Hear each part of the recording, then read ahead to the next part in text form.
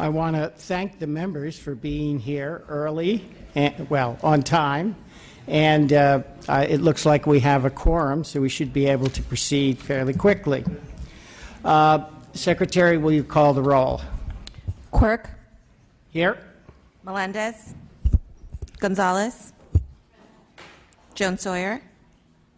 Lackey. Present. Lowe. Santiago. Very good.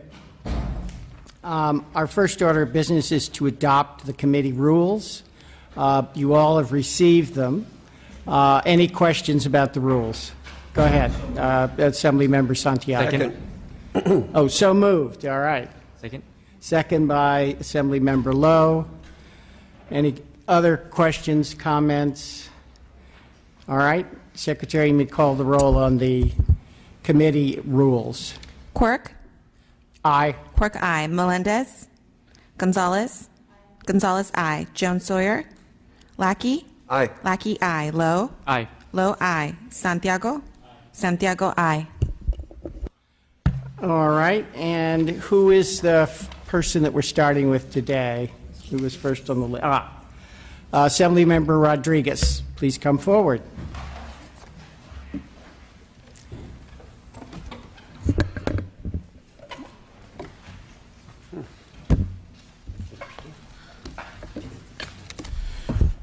Good morning, Chair and members. I'm here to present AB 172, which would increase the penalties for violence committed against all healthcare workers engaged in providing services inside the emergency department. Under current law, an assault or battery against a physician or nurse providing emergency medical care outside of a hospital, clinic, or healthcare facility is a misdemeanor punishable by a fine of up to $2,000 or at least 1 year in county jail or both. However, if an assault or battery occurs inside a healthcare facility, the crime is punishable as a lower misdemeanor with a fine of up to $1,000 and jail time of up to 6 months. AB 172 would close this loophole by making the penalties for assaults and battery against all healthcare workers inside the emergency room equal to the penalties outside the emergency room. Overall, nurses are the most frequent targets of violence because they have the most direct patient contact. I can tell you from my own personal experience that violence in the ER is more common than we realize. These workers deserve the same level of protection whether they are performing their duties inside or outside of a hospital. I respectfully ask for your aye vote. I have with me here this morning December Strobel and Susan Smith to testify in support of the bill. They will introduce themselves for the record. Thank you. And each witness has 2 minutes. Thank you. Good morning. My name is Susan Smith, and I'm the California State President of the Emergency Nurses Association, a national organization that advocates for safe practice, safe care. And I would like to introduce December Strobel. I think that hearing her story would be more persuasive than hearing me for 2 minutes. My name is December Strobel, and I have been a registered nurse for 9 years. Today I would like to share with you my experience with workplace violence. In 2009, I was a maternity nurse in an urban hospital setting in California. I had been a nurse for 3 years and did not recognize my first experience with workplace violence, as it was not a familiar concept to me then. It happened on a day when I helped remove children with CPS who were at risk from a patient and her boyfriend. Upon removing the children from the patient's room, her boyfriend followed me down the hall, collapsed in the middle of the maternity floor, and began crying. He begged me to let him, not her, have the children. He bargained for another chance, stating that he would take care of them and that he was a good father. I kept walking to a locked nursery with the children, CPS, and security. Once the children were safe in the nursery, he told us he was leaving the hospital. When he was gone, CPS and security left the unit with the children. The boyfriend had left briefly before returning. As I sat in my patient's room listening to her concerns for her children, the boyfriend returned to the room. He closed the door. That was the only exit. He then threatened the patient and me for CPS taking his children. He said, "Someone's going to pay for this." My patient began crying hysterically. I can still recall that moment. My first thought was, how are we going to get out of here? As his behavior escalated and he began yelling and hitting the wall, my thought changed to, will I make it out of here? I didn't know this man, and I had no idea of what he was capable of. I asked him to tell me what he wanted to happen, what kind of father he wanted to be, and what hopes he had for his children. He talked about his children, began crying, and came towards the bed where the patient and I were sitting. As he moved towards the bed, I moved away from the bed quickly and left the room. I alerted security, and they intervened. He was removed from the hospital and not allowed to return. For the first time as a nurse doing my job, I was scared. I was scared for the safety of myself, my patient, my colleagues, and the mothers and newborns who were patients on the unit. The sense of safety that I had always had in the hospital, a place of sanctuary for healing, was now gone. I worked in the maternity unit for 2 more years before going to the emergency department, also in an urban hospital in California. I have now been an emergency nurse for 4 years. During that time, I have been yelled at, cussed at, threatened, grabbed, scratched, had objects thrown at me and hit me, been spit in the face, hit, and kicked. On November 19, 2012, a patient in the emergency department, high on methamphetamine, woke up from a deep sleep in a rage. She was my height, weight, and a similar build. She was very agitated, and the situation quickly escalated.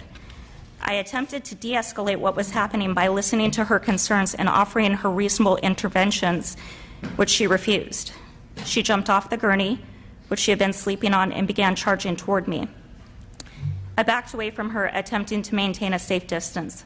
She yelled at me and belligerently called me names before striking me in the clavicle, shoulder, and chest with a closed fist, knocking me to the ground.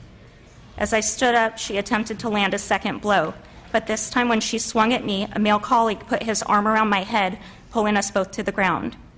Had she landed the second blow, she would have hit me in the temple and likely knocked me unconscious. My colleague suffered scratches to the arm, breaking the skin. The patient was hepatitis C positive. Security arrived as we hit the floor, and the patient was restrained. After the altercation, my colleague and I called the police department to file reports and charges against the patient. Madam Witness, we've used up to 4 minutes. You have made your point very emotionally, very effectively. I am very moved by what you had to say. Thank you very much. Thank you. Other witnesses in support, name, organization, and your position. Donna Seitz, representing the Los Angeles County Board of Supervisors, in support of the bill. I would just like to briefly add we own and operate 4 hospitals, and 3 of them which have emergency rooms. Urge your I vote. Thank you. Thank you. John Lovell, representing the College and University Police Chiefs Association and the California Correctional Supervisors Organization, both in support of this eminently good sense bill. Thank you. Tricia Hunter, American Nurses Association, California, in support of the bill. Kevin Jones, emergency physician here in California, speaking in support of the bill, also on behalf of the California chapter of the American College of Emergency Physicians.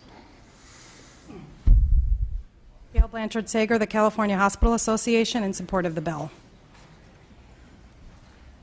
Good morning, Mr. Chair and members. Corey Salzillo on behalf of the California State Sheriff's Association in support. Sean Hoffman with the California District Attorneys Association, also in support. Kimberly Rosenberger, Service Employees International Union. We have not yet taken a formal position, but we're hopeful. We applaud the efforts. We just have concerns that this doesn't encompass all areas where ER patients are. They often are carted to radiology or different areas and still are volatile. So we are hoping to work with the author, and we also are working with a sponsor. Thank you. Okay, what union was that again? So ER patients, they encompass certain areas. So they're carted into the ER room, they go to x-ray, they're still violent. The nurses, patients, other people in the hospital are still at risk. So we just want to work on the language so that these particular areas are covered, so that ER patients that are violent and are assaulting, it's encompassing all areas. Thank you. Thank you. Second. Okay. So moved by Member Gonzalez, second by Vice Chair Melendez. Witnesses in opposition, 2 witnesses for 2 minutes each. You can sit at the table if you prefer. Khalif Asagai on behalf of the California Public Defenders Association. We are opposed to this measure because of its expansion of penalties on the people who are committing these assaults, as well as the expansion of the scope of where these particular penalties apply. Under existing law, these assaults can be charged as a misdemeanor, but they can be charged as a felony if certain conditions apply, such as a threat or the use of a deadly weapon. The people who are usually committing these assaults are either the patients who are either intoxicated or dealing with mental illness or unstable, or the family members who are upset about the circumstances that are taking place around the patient that's being treated. For those reasons, we don't believe that the increase in the penalties will have a deterrent effect, and therefore we're opposed to this measure. Thank you. Thank you. Other witnesses in opposition? Okay, questions from committee members or comments? All right. Well, I firmly support this bill. Oh, you need to close first. In closing, I respectfully ask for aye vote, and as far as I'm concerned with the opposition, they were never reached out to my office to discuss the bill and further. This is new to me regarding the opposition. Thank you. Thank you. So I'll make my closing statement, which is that certainly there are mentally ill people who would commit these, but we've already heard testimony from people from our witness about someone who is not mentally ill. To the extent that mentally ill people commit these crimes, I believe that their lawyer can bring this up in their defense, and that would be an adequate defense as well. So I definitely recommend a yes on this bill. If there are other things you can work out with our other groups, please do so as you go ahead. Thank you. Yes, I will. Thank you. Okay, Secretary, you may call the roll. The motion is due pass to appropriations. Quirk? Aye. Quirk, aye. Melendez? Melendez, aye. Gonzalez?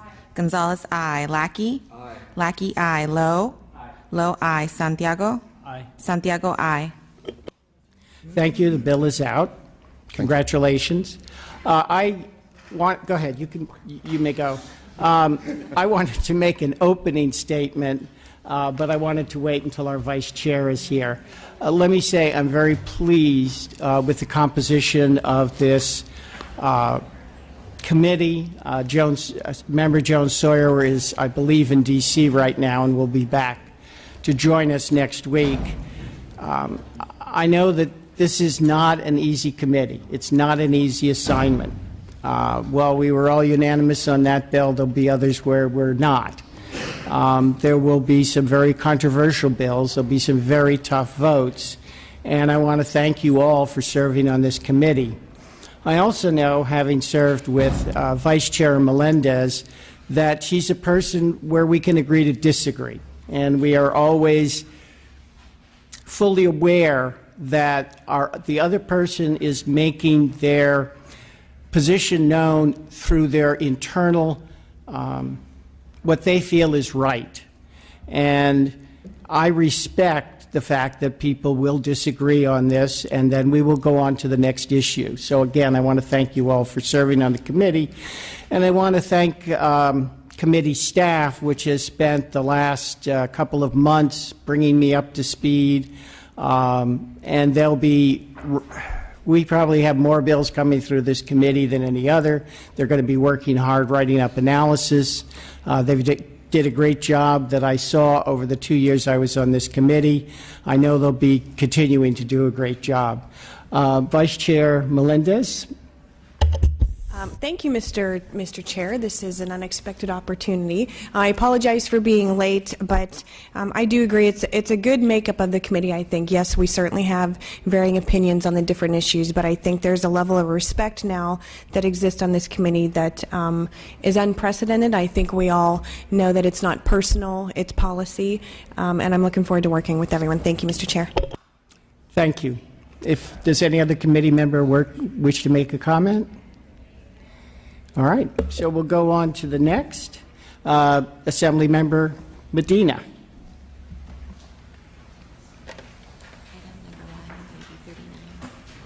Okay, this is item number 1, AB 39.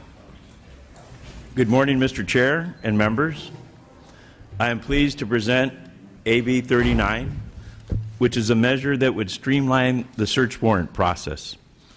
Simply put, the current process to issue and obtain a search warrant requires at least 2 phone calls and 3 emails or faxes. This process is proven to be very timely and cumbersome, particularly when a search warrant is needed after hours or on a holiday or weekend.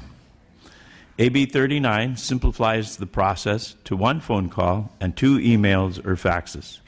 This bill continues to offer all protections and procedures contained in the current law, but will allow for the combination and consolidation of critical steps that will accelerate the review and the potential approval of the search warrant requests. With me today is Lexi Howard with the California Judges Association. Thank you, Assembly Member. I am Lexi Howard with California Advocates on behalf of the California Judges Association. It's a technical bill that seeks to streamline the process and reduce by 1 a phone call and fax. In this process, the judge typically will receive a text on their phone that says you have a search warrant waiting. The judge can look and see that the law enforcement officer has not only completed the search warrant but has signed it. The judge then makes 1 phone call to take the oath of the law enforcement officer, digitally signs the search warrant, and returns it by email to the law enforcement officer. Particularly helpful at 3 a.m. or on holidays to save those extra phone calls and faxes. We think this is technical and uncontroversial, and we're here to answer your questions. Thank you. Next witness. John Lovell on behalf of the Association of Deputy District Attorneys, the Association of LA Deputy Sheriffs, the Los Angeles Police Protective League, and the Riverside Sheriffs Association, all in support of a bill that really recognizes what technology can do to make the system work better. Thank you, and thanks for being brief. Other witnesses in support, and name, organization, and position only. Sean Hoffman with the California District Attorneys Association in support. Sean Rundle with the California Peace Officers Association in support. Thank you. Witnesses in opposition, 2 witnesses up to 2 minutes each. Good morning, Mr. Chair and members. Khalif Asagay on behalf of the California Public Defenders Association. We did submit an opposed letter to the committee. We've since met with the office and have an agreement to work out our issue, which has to do with identifying which warrant should be considered the original. We're sure we'll come to a resolution, but I just want to acknowledge that we did oppose and we worked with the author to address our issues. Thank you. Thank you very much. So, questions from the committee? All right. So, moved by Assemblymember Gonzalez, second by Assemblymember Lackey. Questions, comments? Okay, I have a question. You talked about having a fax come to the judge, and then you talked about sending an email back. What could the procedure be? Email both ways, faxes both ways? What do you see in terms of the procedures here? Thank you. The typical procedure is either an email or a fax. When received by the judge on what's a magistrate's duty iPad typically, it's received as a PDF email, which they can open and then electronically sign and return.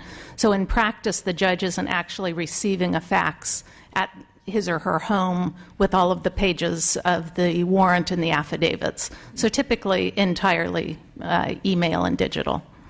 All right. So my understanding is there's a question as to what should be called the original, and that the public defenders are concerned that the document in the hands of the police officer could be changed. My suggestion is that that the document also be sent back to some court office at the same time it's sent to the officer. I know that I'm not an expert in this, so I'm sure you'll work something out. That being said, would you like to make your close? I respectfully ask for your aye vote. All right. My recommendation is an aye. Secretary, you may call the roll. Quirk. Aye. Quirk, aye. Melendez. Melendez, aye. Gonzalez. Gonzalez, aye. Lackey. Lackey, aye. Lowe. Lowe, aye. Santiago. Santiago, aye. Very good. The bill is out with unanimous, well, six ayes and one absent. Thank you, Mr. Chair. Mm-hmm.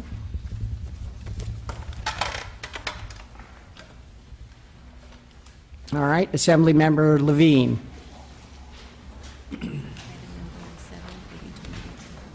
Item 7, AB 293.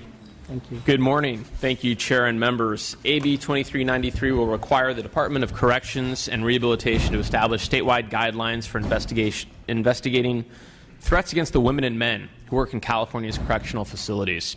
Under existing law, there is no requirement that CDCR develop statewide procedures for handling death threats. There is also no requirement that individual institutions have localized procedures in place should an inmate threaten an employee. 3 months ago, my office requested background on notification policies at CDCR. I was informed that there is no statewide notification procedure on how threats are treated or investigated. A survey was also conducted of all 35 adult institutions, asking whether the institutions had established policies and procedures. 7 institutions did not have policies. Consequently, under current CDCR practices, serious threats can be made against prison peace officers or their family members, and the officer may never be notified. The current situation potentially puts the peace officer, the officer's family, and the officer's community at risk. Here to speak in support is Gavin McHugh with the California Correctional Peace Officers Association. Mr. Chairman and members, Gavin McHugh on behalf of the California Correctional Peace Officers Association. We strongly support this bill and thank Mr. Levine for authoring it. There's 2 really important aspects of this bill. One is that it establishes at each institution a policy, so we know for in fact there will be a policy there. The second piece of this, which is also important, is that we'll have a uniform statewide policy so that we don't end up with a patchwork where we have varying policies at different institutions. And this is particularly important as staff transfer to different facilities around the department during their career, as well as the inmates that are moved while they're serving their time as well. So we like the consistency, the uniformity, and we think it helps a lot. Thank you. Thank you, witness. John Lovell on behalf of the California Correctional Supervisors Organization, also in support of what is a good sense fundamental workplace safety bill. Thank you. Witnesses in opposition? No witnesses in opposition. Moved by the Vice Chair. Second by Member Santiago. Questions and comments from the member? Oh, not yet. Oh, no one, let's see, no one stood up in opposition. Okay, questions and comments. No questions and comments. I'll make a comment myself is anyone here from CDCR? No. I think it's very important in coming up with the procedures for this, for the CDCR to come up with these rules, that they take input from the people who actually get these death threats and also get input from them on what appropriate ways there are to protect these officers. I cannot think of a more difficult job than being a prison guard in these high security prisons, what they have to go through. I think all of us could feel I'm going to say a tremendous sympathy for the difficult jobs that they have to pursue. If there are no other comments, then you may close. Well, thank you very much for your remarks, Mr. Chair, and I respectfully ask for an aye vote. All right. My recommendation is aye. Secretary, you may call the roll. Quirk. Aye. Quirk, aye. Melendez. Aye. Melendez, aye. Gonzalez. Aye. Gonzalez, aye. Lackey. Aye. Lackey, aye. Lowe. Aye. Lowe, aye. Santiago. Aye. Santiago, aye. You're out on a 6 and 1 absent. Thank you.